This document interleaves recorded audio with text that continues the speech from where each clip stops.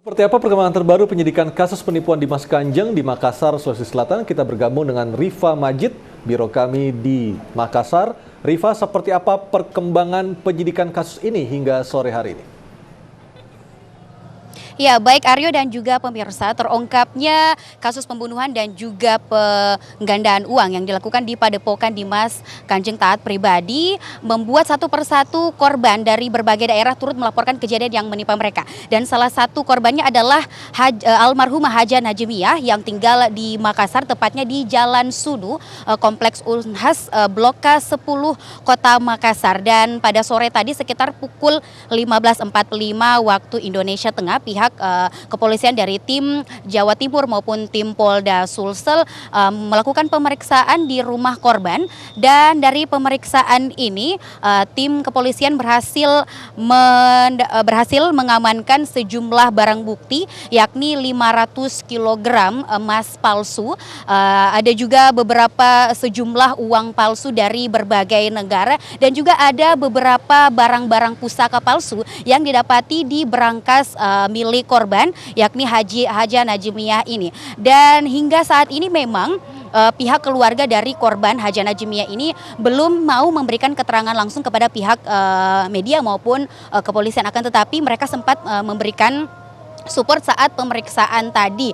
Dan hingga saat ini juga berdasarkan keterangan Kombes Pol Frans Barung yang merupakan Kabid Humas Polda Sulsel, bahwa hingga saat ini mereka akan masih menunggu instruksi dari Polda Jatim apakah barang-barang bukti yang ditemukan di rumah korban Haja Najemiah ini akan dibawa langsung ke Jatim, apakah memang hanya disimpan di Kota Makassar saja. Dan untuk uang palsu sendiri yang ditemukan di berangkas korban tersebut akan penyelidikan lebih lanjutnya diserahkan kepada Polda Sulsel. Dan hingga saat ini juga berdasarkan keterangan Kabid Humas Polda Sulsel bahwa mereka telah memeriksa 9 orang saksi yang merupakan korban dari Dimas Kanjeng Taat Pribadi. Dan seperti diketahui bahwa Haja Najemiah ini merupakan salah satu pengikut setia dari Dimas Kanjeng Taat Pribadi yang telah memberikan uang ataupun hartanya senilai 200 miliar rupiah kepada Dimas Kanjeng Taat Pribadi di tahun 2013 lalu. Dan hal ini diketahui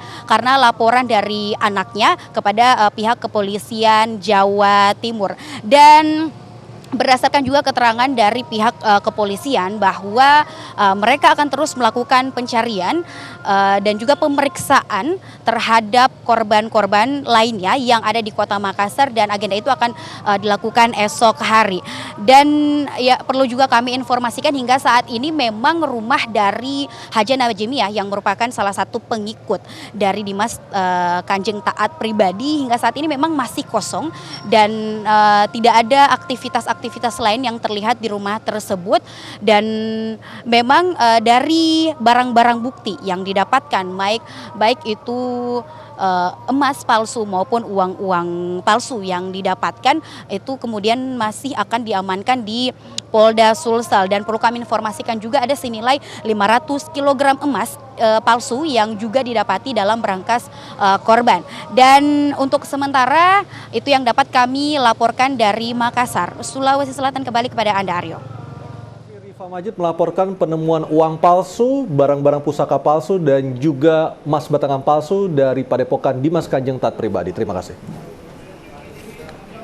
Dimas Kanjeng Taat Pribadi mengaku dapat menggandakan uang dengan ilmu yang dimilikinya. Meski demikian, Majelis Ulama Indonesia menegaskan ajaran Dimas Kanjeng menyalahi hukum dan telah melakukan penipuan.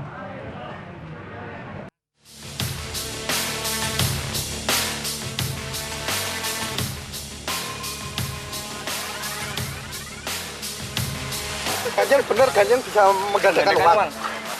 Insya Allah begitulah.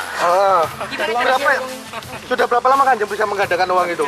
Dari 2006. Dari 2006. Dengan cara apa Kanjeng menggandakan uang itu? Ilmu. Ilmu ya? Ilmu apa Kanjeng? Mulai. Dimas Kanjeng ini atau Taat Pribadi ini sudah melakukan sebuah penipuan dan manipulasi di masyarakat, baik dari sisi keyakinan maupun dari sisi ekonomi yang begitu besar jumlahnya. Jadi oleh karenanya menurut saya pemerintah harus betul-betul serius, dan ini menurut saya tidak hanya Taat Pribadi, karena dia ada sebuah komunitas di situ, ada yayasan, ada padepokan. Ini yang pertama. Yang kedua, bahwa beliau itu bukan kiai dan komunitasnya juga bukan komunitas pesantren, tetapi itu sebuah padepokan. Ini yang perlu diklirkan kepada masyarakat. Jadi beliau ini adalah padepokan. Andaikan pun dia punya karomah, punya keajaiban, bisa menggandakan uang, perbuatan itu sendiri sudah melawan hukum. Karena itu memang harus diselidiki lebih jauh, sungguh-sungguh, dan dari waktu ke waktu masyarakat kita itu selalu tertipu soal-soal begini. Nah, di kasus Kanjeng ini saya kira harus ada proses pencerahan dan pencerdasan bangsa bahwa itu bukan cara yang elegan untuk jadi kaya.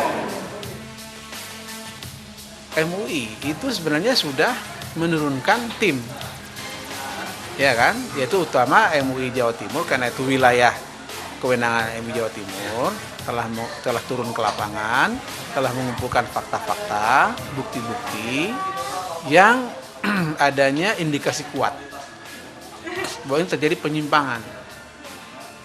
Penyimpangan yang dimaksud adalah penyimpangan terhadap nilai-nilai ritual, nilai-nilai ibadah seperti doa, salawat, yang kemudian di dalam doa dan salawat itu ada ada bacaan-bacaan tertentu. Misalnya begini, ada yang disebut dengan salawat fulus misalnya. Itu kan sebenarnya menyimpang. Ya kan? Tapi apakah betul itu terjadi? Nah, teman-teman MUI Jawa Timur tengah melakukan pemeriksaan pembuktian secara seksama. Sehingga nanti hasilnya kita tunggu ya. Apapun hasil dari MUI Jawa Timur itu menjadi bagian dari pertimbangan kita untuk mengambil sebuah keputusan.